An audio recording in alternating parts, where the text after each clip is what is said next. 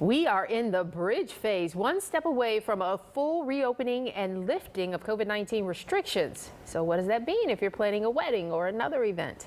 We get the answers now from our certified wedding planner, master wedding planner, Frank Antonopoulos, the owner of Frank Event Design. Good morning, Frank. Good morning, you guys. It's great to see you again. You too. So you took some time and added another title since you've been on COVID.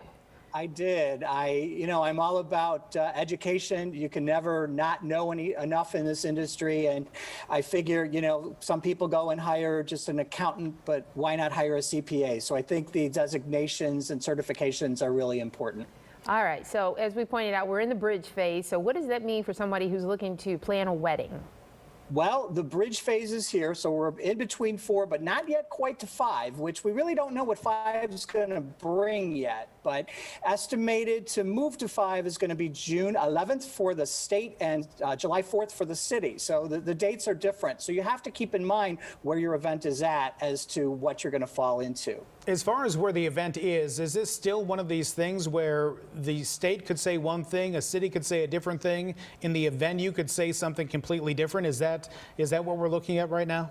Yes, I'm calling this the yes, but stage because it just, everything is, yes, but. So interesting that you bring that up because the quarantine is still happening for certain people. If your event is in the city, and you're coming in from certain states, and this changes all the time. They just took Indiana off the list.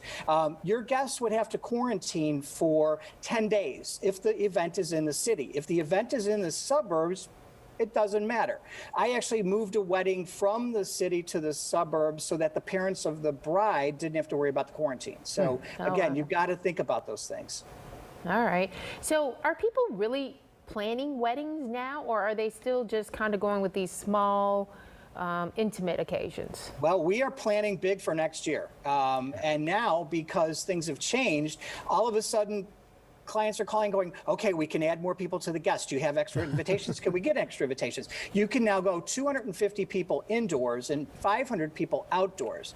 Wow. But keep in mind, that's still all yes, but there's still a lot of stipulations to that as well. Frank, from the planning standpoint, what are we looking at what are we going to be seeing different that we're used to seeing at a reception that we're probably not going to be seeing anymore as far as shared things, buffets, that kind of thing? That's all going to slowly start to come back. The big change with the bridge phase was that seating changed dramatically. You could go up from 6 people at a table to 10 people at a table. But keep in mind then that still has to have a 6 feet distance between the tables. So depending upon how big your ballroom is, that could not mean maybe they can't hold 250 by following that rule.